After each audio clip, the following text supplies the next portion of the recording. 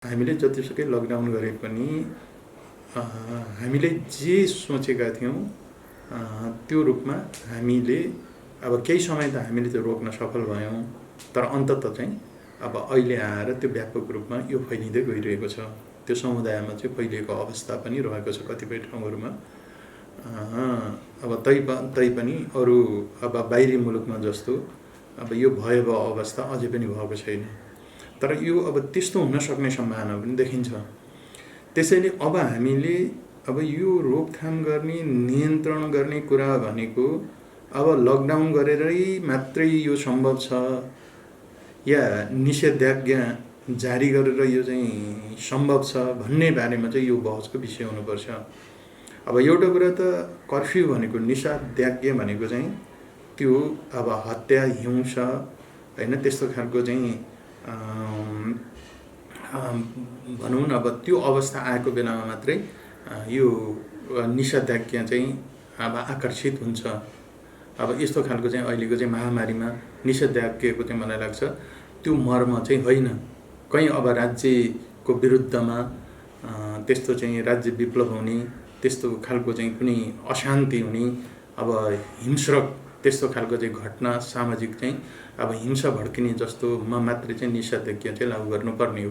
तर अहिले आएर अब दुःखको कुरा, अब हामीले त्यसलाई टेकेर चाहिँ निषेधाज्ञा पनि लागू गरिएको छ। कसैले लकडाउन भनेको छ, कसैले सटडाउन भनेको छ, कसैले के भनेको छ, अनेक खालका चाहिँ अब त्यस्तो अवस्था आएको छ। हामीमा नै भ्रम छ, हाम्रै कानुनहरूमा चाहिँ भ्रम छ। हामी त्यस कारणले गर्दाखेरि अब यसको बारेमा व्यवस्थित ढङ्गले हामीले चाहिँ अब सोच्नुपर्छ हैन। रोकथाम कसरी हुन्छ, नियन्त्रण कसरी हुन्छ, घरभित्रै बसेर मात्रै पनि रोकथाम हुन्छ, घरभित्रै बसेर पनि नियन्त्रण हुन्छ भन्ने कुरा होइन। किनकि घर बाहिर पनि त जानुपर्ने अवस्था हुन्छ। हामीले जतिसुकै लकडाउन भने पनि घरमै बसेर हामी सम्भावना त हुँदैन। त्यस कारणले गर्दाखेरि हामी अब बजार निस्किनुपर्ने हुन्छ, तरकारी किन्नुपर्ने हुन्छ, विभिन्न चाहिँ ठाउँहरूमा चाहिँ जानुपर्ने हुन्छ भन्दा ती जाने कामहरू चाहिँ भिडभाडको रूपमा नभए पनि केही न केही रूपमा हामी चाहिँ बाहिर भइरहेकै हुन्छौँ। त्यसले गर्दाखेरि अब यसलाई चाहिँ अब नियन्त्रण गर्ने, लकडाउन अब निषेधाज्ञा गर्ने, कर्फ्यू नै लगाउने भन्ने भन्दा पनि अब यसलाई चाहिँ सुरक्षित ढङ्गले अब कसरी बस्ने, हामी सुरक्षित कसरी हुने भन्ने कुरा नै हो। अरू विदेशी मुलुकहरूबाट पनि अब हामीले चाहिँ सिक्नुपर्छ। अब उनीहरूमा पनि अब हजारौँ र लाखौँ सङ्ख्यामा चाहिँ यो फैलिरहेको छ भनेपछि उनीहरू किन नियन्त्रण गर्न सकिरहेका छैनन् भन्दा भोलि हाम्रो अवस्था पनि त्यही हुनसक्छ। भोलि हस्पिटल नहुन सक्छ, आइसियु नहुन सक्छ, भेन्टिलेटर चाहिँ नहुन सक्छ, घरमै बस्नुपर्ने अवस्था हुनसक्छ भने यस्ता धेरै सम्भावनाहरू छन्। त्यसको बारेमा चाहिँ हामीले अब सोच्नुपर्छ र अब हामीले हाम्रो चाहिँ जुन अब आर्थिक पाटो हो, अर्थतन्त्रलाई चाहिँ हामीले चाहिँ चलायमान गर्ने जुन कुरा हो त्यस कुरालाई हामीले चाहिँ बिर्सनु हुँदैन, राज्यले बिर्सनु हुँदैन। किनकि सबैभन्दा ठुलो कुरा भनेको अर्थतन्त्र नै हो। आर्थिक हिसाबले हामी समाप्त भयौँ भने, हाम्रो राष्ट्रिय अर्थतन्त्र समाप्त भयो भने मलाई लाग्छ हामीलाई कसैले पनि बचाउन चाहिँ सक्दैन। कोरोनाको कुरा नगरौँ, अर्थतन्त्र नै समाप्त भयो भने, चौपट भयो भने मान्छेलाई के लाग्न सक्छ त भन्दा मेरो त ब्याङ्क ब्यालेन्स छ, मेरो त तलब आउँछ, मेरो त के छ भनेर चाहिँ अहिले चाहिँ सोझो ढङ्गले चाहिँ उनीहरूले चाहिँ बुझाइ हुनसक्छ। तर अर्थतन्त्र चाहिँ टाट पल्टियो भने ब्याङ्कमा तपाईँको चाहिँ करोडौँ रुपियाँ चाहिँ छ भने पनि ब्याङ्कले तपाईँलाई चाहिँ चाहेको बेलामा पैसा दिन चाहिँ सक्दैन। तपाईँसँग घरमा नै तपाईँले चाहिँ लाखौँ रुपियाँ तपाईँले राख्नु भएको छ, करोडौँ रुपियाँ राख्नु भएको छ भने पनि तपाईँले त्यो पैसाबाट तपाईँले केही बजारमा केही किन्न पाउनुहुन्न। तपाईँले चाहिँ चाहेको सेवा चाहिँ बजारले चाहिँ उपलब्ध गर्न सक्दैन।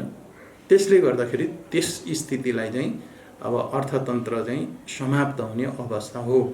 र अर्थतन्त्र समाप्त किन हुन्छ त भन्दा आर्थिक हिसाबले कारोबार चाहिँ नचल्ने हो भने, आर्थिक चलायमान नहुने हो भने, व्यापार व्यवसाय नहुने हो भने, काम धन्दा केही नहुने हो भने, उत्पादन केही नहुने हो भने, निर्माण विकास निर्माणमा रोजगारीका सम्पूर्ण कामहरू चाहिँ बन्द हुने हो भने अब सबै कुराहरू चाहिँ बन्द हुन्छ। जस्तो अहिले भइरहेको छ, धेरै उद्योग धन्दा कल कारखानाहरू चाहिँ बन्द भइरहेका छन्।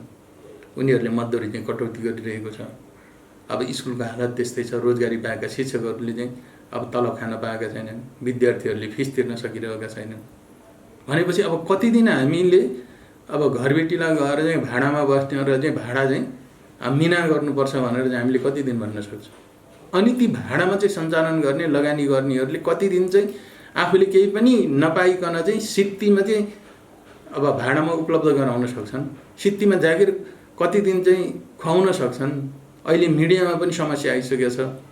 कति दिन पत्रकारहरू चाहिँ कसरी चाहिँ अब भोकै कसरी काम गर्न चाहिँ सक्छन्, सक्दैन भने सक्दैन, नसक्ने अवस्था रहन्छ भने फेरि त्यो मिडियाले पनि कहाँबाट ल्याएर चाहिँ दिन्छ भनौँ न। जसले मिडिया चाहिँ सञ्चालन गरेको छ अब उनीहरूले पनि कहाँबाट चाहिँ दिन्छ।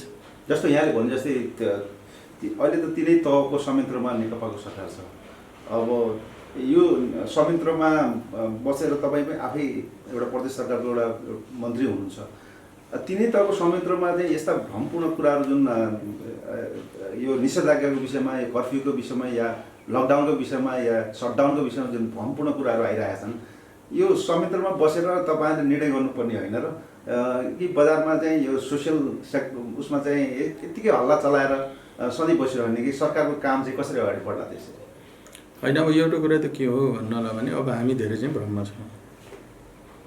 अब भ्रम के छ त भन्दाखेरि अब एकजनाले चाहिँ अब 6 दिन चाहिँ लकडाउन भन्यो, कसैले 6 दिनलाई चाहिँ कर्फ्यू भनेको छ, अनि एउटाले चाहिँ 6 दिन गरेको छ एउटा चाहिँ गाउँपालिकाले, अनि अर्को गाउँपालिकाले चाहिँ बढेर 10 दिन गरेको छ, अर्कोले 15 दिन गरेको छ कि यहाँ त कम्पिटिसन भएको छ कसले चाहिँ धेरै लकडाउन गर्ने। अनि त्यसपछि हाम्रो के हुन्छ, प्रशासन के हुन्छ त भन्दाखेरि लकडाउन गरेर आउँदैन, कर्फ्यू नलागेछ भने त यहाँ चाहिँ अब जनताले चाहिँ टेर्दैन, मान्छेले हामीलाई मान्छे नै गन्दैन। त्यस कारणले गर्दाखेरि निषेधाज्ञा चाहिँ लागू गर्नुपर्छ, त्यो कानुनमा चाहिँ टेकेर जानुपर्छ। होइन भने हामी सक्दैन, नियन्त्रण गर्नै सक्दैनौँ, अन्य ढङ्गले चाहिँ हामी चाहिँ नियन्त्रण गर्न सक्दैन भन्नेहरू पनि छ। त्यसो भएर हामीले अहिले के गरिरहेका छौँ त भन्दाखेरि एकदमै सजिलो बाटो मात्रै हामीले अपनाइरहेका छौँ। त्यसले गर्दाखेरि अब सजिलो बाटो चाहिँ हामीले अपनाउने होइन, यो जटिलतालाई हामीले बुझ्नुपर्छ र यसको समाधान पनि जटिलताकै बिचमा हामीले चाहिँ खोज्नुपर्छ। अब खुला ढङ्गले अब गरिने अब जसरी हुन्छ नि अरू बेलामा सामान्य बेलामा जसरी चाहिँ अब हुन्छ त्योभन्दा पनि त्यसको चाहिँ बाटो खोजिनुपर्छ भन्ने हो। त्यसो भएर अहिले चाहिँ अलिकति अब समन्वयको अभाव पनि भएको छ, हामीसँग कतिपय अब कानुनको अभाव पनि रहेको छ। किनकि यस्तो अवस्थामा यो अवस्था भनेको यस्तो अवस्था आउँछ र यस्तो अवस्थामा यो कानुनद्वारा हामी यसरी जानुपर्छ भन्ने कुरा चाहिँ कुनै हामीसँग चाहिँ छैन। हामीले केही प्रोटोकलहरू बनाएका छौँ, केही मापदण्डहरू बनाएका छौँ, तर ती मापदण्ड प्रोटोकलहरूलाई पनि न अब जनताले चाहिँ बुझेका छन्। सबैले आफ्नो चाहिँ बुझाइ छ, आफ्नै ढङ्गको व्याख्या छ, आफूलाई चाहिँ अनुकूल हुँदाखेरि अब समर्थन गरेका छ, आफूलाई चाहिँ प्रतिकूल हुने बित्तिकै चाहिँ विरोध गरेका छ। अहिलेको अवस्था त त्यस्तै छ, हाम्रो अवस्था, हाम्रो चेतना नै त्यस्तो छ, हाम्रो चेतनै त्यस्तो छ। अब हामीले त सरकारलाई मात्रै दोष दिन्छौँ, नेताहरूलाई मात्रै दोष दिन्छौँ, अर्थात् जनप्रतिनिधिहरूलाई मात्रै दोष दिन्छौँ। हामीले आफ्नो चाहिँ दोष, हामी कति जिम्मेवार छौँ र यसमा चाहिँ कति जिम्मेवार हुनुपर्छ भन्ने कुरा हामीले बुझेका छैनौँ। बाहिर के भइरहेको छ, अन्य देशहरूमा के भइरहेको छ, विकसित देशहरूमा अब शक्तिशाली देशहरूमा पनि के भइरहेको छ, त्यहाँका नागरिकहरूले के गरिरहेका छन् भन्ने कुरा त हामीले त सोध्ने पनि सोध्दैनौँ। हामी त सबै कुरा चाहिँ जनताले गर्ने, जे गर्दाखेरि पनि असन्तुष्टि मात्र चाहिँ जाहेर गर्ने अब अवस्था चाहिँ रहेको छ। त्यसले गर्दाखेरि अब यो हाम्रो चाहिँ आम समग्र हाम्रो चाहिँ अब चेतनाको कुरा पनि हो। त्यसमा सबैले नै साथ दिनुपर्छ। सरकारले चाहेर मात्रै पनि हुँदैन, जनप्रतिनिधिले चाहेर हुँदैन, स्थानीय तहले चाहेर मात्रै पनि हुँदैन, प्रदेशले चाहेर मात्रै पनि हुँदैन, सङ्घले चाहेर मात्रै पनि हुँदैन। धेरै ठाउँबाट चाहिँ धेरै खालका चाहिँ दबाबहरू अब त्यस्ता खालका चाहिँ अब स्थिति अब चाहिँ उत्पन्न भएको छ र त्यसले गर्दाखेरि अब यसलाई अब समन्वय गरेर नै अगाडि बढ्नुपर्छ।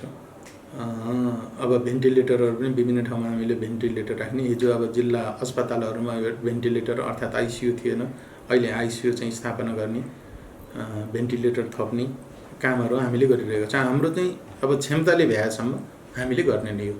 त्यस कारणले गर्दाखेरि अब सबै राज्यको पनि आफ्नो क्षमता हुन्छ, त्यो क्षमताभन्दा बाहिर गएर चाहिँ कसैले पनि काम गर्न सक्दैन। त्यस कारणले गर्दाखेरि अहिले हामी जम्मै सचेत हुन जरुरी छ कि सबै कुराहरू चाहिँ अब जनताले सरकारले गरेर चाहिँ हुँदैन, अमेरिकाले चाहिँ सकेका छैन भने अब हामीले पनि बुझ्नुपर्छ। अब हामी नै सजग भएर हामी चाहिँ नबढ्ने हो भने, हामीले दोष मात्रै लाउने हो भने, अनि हामीले चाहिँ आफ्नो दायित्व चाहिँ हामीले पुरा नगर्ने हो भने मलाई लाग्छ कसैले केही गर्न चाहिँ सक्दैन, सरकारले पनि केही गर्न सक्दैन। भोलि गएर चाहिँ ब्याङ्ककै कुरा होला, ब्याङ्कले चाहिँ ब्याज चाहिँ मिना गर्नुपर्छ भने कति दिन ब्याङ्कले चाहिँ ब्याज मिना गर्छ, हामी चाहिँ कामधाम केही पनि नगर्ने, अनि त्यसपछि बस्ने, घरभित्रै बस्नुपर्छ भने केही गर्न हुँदैन भन्ने, अनि त्यसपछि अब ब्याङ्कले चाहिँ ब्याज चाहिँ मिना गर्नुपर्छ भनेर हुन्छ र। त्यस कारणले गर्दाखेरि भोलि गएर चाहिँ ब्याङ्कले चाहिँ कसरी चाहिँ ब्याज मिना गर्न सक्छ, कसरी यो अर्थतन्त्र चल्छ? जबसम्म यो अर्थतन्त्र चल्दैन नि, अर्थतन्त्र चल्ने हिसाबले हामी चाहिँ अगाडि नबढ्ने हो भने, घरमा बसेर केही उत्पादनमा हामी सहभागी नभइकन हामी बस्ने हो भने, अर्थात् कुनै पनि कारोबार नगरिकन हामी बस्ने हो भने मलाई लाग्छ हामी धेरै दिनसम्म चाहिँ टिक्न सक्दैनौँ। त्यसपछि व्यथिति चाहिँ उत्पन्न हुन्छ, अराजकता उत्पन्न हुन्छ, कसैले कसैलाई चाहिँ केही गर्न सक्ने अवस्था हुँदैन। त्यो राज्य फेल हुन्छ, सरकार फेल हुने कुरा मात्रै होइन, नेता फेल कुरा हुने मात्रै होइन, चाहिँ देशै फेल हुने अवस्था चाहिँ आउँछ। त्यस कारणले गर्दाखेरि अहिले आएर अब एउटा चाहिँ सामाजिक दूरीलाई कायम गर्ने एउटा मापदण्ड प्रोटोकल जसले सरकारले बनाएको छ त्यो प्रोटोकलमा रहेर हामी आफै सजग भएर सचेत भएर हामी घरमा रहँदाखेरि, बाहिर मात्रै होइन घरमा रहँदाखेरि पनि अब हामीले चाहिँ सबै कुराहरूलाई चाहिँ मानेर चाहिँ जाने हो भने मलाई लाग्छ यसलाई चाहिँ रोकथाम र नियन्त्रण गर्न सकिन्छ। होइन भने लकडाउन मात्रै गरेर, लकडाउन गरिआछ घरभित्र गरेर तिजमा चाहिँ नाच्याछ, जम्मै आसपासका जम्मै गरेर चाहिँ नाच्याछ बच्याछ। अनि समुदायमा कोरोना गयो भन्छ, समुदायमा कोरोना गइसकेपछि त थाहा हुँदैन, त्यो घरभित्र नै हुन्छ। समुदायमा चाहिँ कोरोना गइसकेपछि लकडाउनको केही अर्थ हुँदैन, त्यो घरभित्र हुनसक्छ। समुदायमा जानु भनेको चाहिँ घरभित्र पनि नहुनु, बरु चाहिँ अब छुट्टा छुट्टै चाहिँ बस्ने भन्ने कुरा नै। समुदायमा प्रवेश जहाँ भनिन्छ नि, जुन बेला हामीले समुदायमा गयो कोरोना प्रवेश गऱ्यौँ भन्यो भने अब लकडाउन र कर्फ्युले हुँदैन, घरभित्र पनि सेपरेट भएर बस्नु पऱ्यो, लोग्ने स्वाइने सेपरेट भएर बस्नु पऱ्यो, छोराछोरी सेपरेट भएर चाहिँ बस्नु पऱ्यो। त्यो अवस्था हो। समुदायमा प्रवेश गऱ्यो भने कोसँग छ कोसँग छैन भने।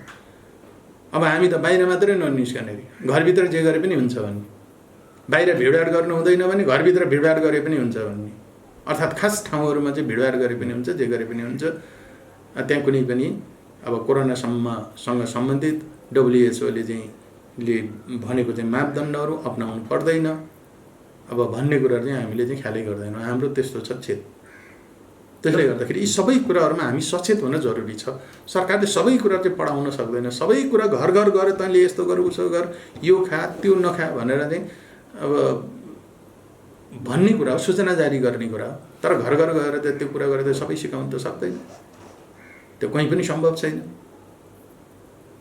त्यसले गर्दाखेरि अब हामी नै अब सचेत हुनुपर्छ, नागरिकहरू सचेत हुनुपर्छ। अब घर घरमा चाहिँ यो घरमा PCR गरेर के हुन्छ, एक घरमै एकजनाको चाहिँ PCR जाँचेर के हुन्छ भन्नुहोस् त।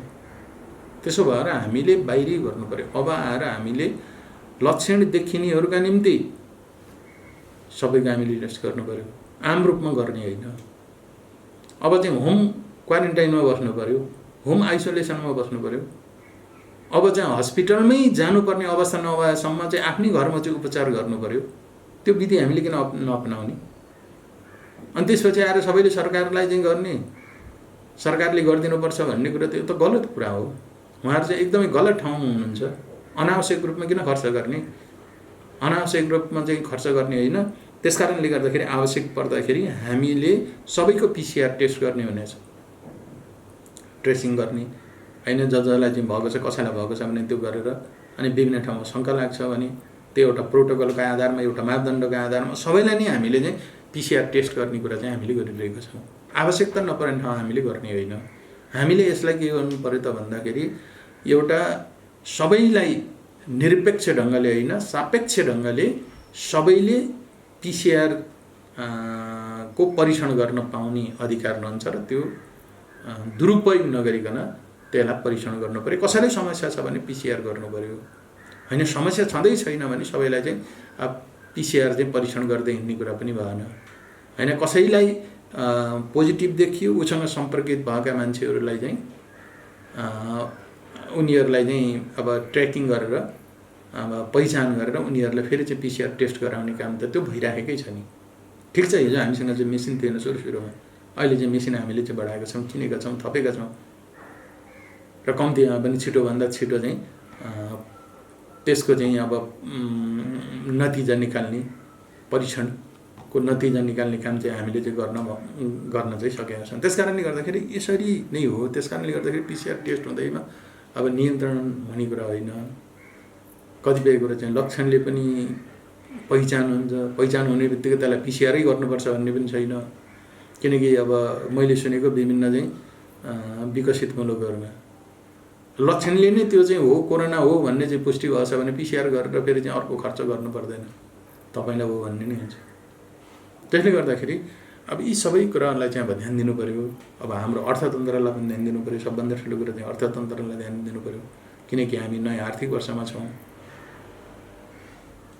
नयाँ आर्थिक वर्षमा हाम्रो चाहिँ अब बजेटको हाम्रो स्रोत भनेकै अब राजस्व सङ्कलन हो, कर सङ्कलन हो, त्योभन्दा अर्को बाटो छैन। यी सबै कुराहरू चाहिँ बन्द गरेर बस्ने हो भने, उद्योग धन्दा व्यापार बन्द गर्ने, विकास निर्माणका कामहरू जम्मै बन्द गरेर चाहिँ बस्ने हो भने मलाई लाग्छ अब कति दिन चाहिँ पुग्छ। हामी जस्तो चाहिँ एउटा चाहिँ गरिब देशलाई चाहिँ कति दिन पुग्छ। त्यसैले अहिले आएर अब यसलाई चाहिँ सुरक्षित ढङ्गले मापदण्ड अब अपनाएर अब WHO ले भनेको मापदण्ड अनुसार सुरक्षित रहँदै, त्यो घरमा पनि सुरक्षित रहनु पऱ्यो। घरमा फुक्का फाल हुने, अनि त्यसपछि अनि बाहिर जाँदाखेरि मात्रै चाहिँ अरूलाई अरूसँग मात्रै चाहिँ गर्ने कुरा होइन। घरमा सबै ठाउँमा चाहिँ अब त्यो मापदण्ड चाहिँ अपनाउँदै हाम्रा आर्थिक गतिविधिहरूलाई कमसेकम पनि त्यसलाई चाहिँ चलायमान गर्ने। सकिन्छ 50%, सकिँदैन भने पनि हामीले 25% अर्थात् अब 30% त हामीले हाम्रो अर्थतन्त्रलाई चलायमान बनाउनुपर्छ। यो चलायमान बनाएनौँ र हामी जिरोमा शून्यमा गयौँ भने र हामीले केही कामै नगर्ने हो भने, गफ मात्रै गर्ने हो भने मलाई लाग्छ आर्थिक चाहिँ अब कारोबार हुने, फेरि अब त्यस्तो अरू काम भनेर चाहिँ के आर्थिक कारोबार नहुने, घरमा गएर कराईसम्म काम गरेर केही अर्थ हुँदैन। आफ्नो खेतबारीमा गएर चाहिँ त्यत्तिकै चाहिँ खनजोत गरेर आउँदैन।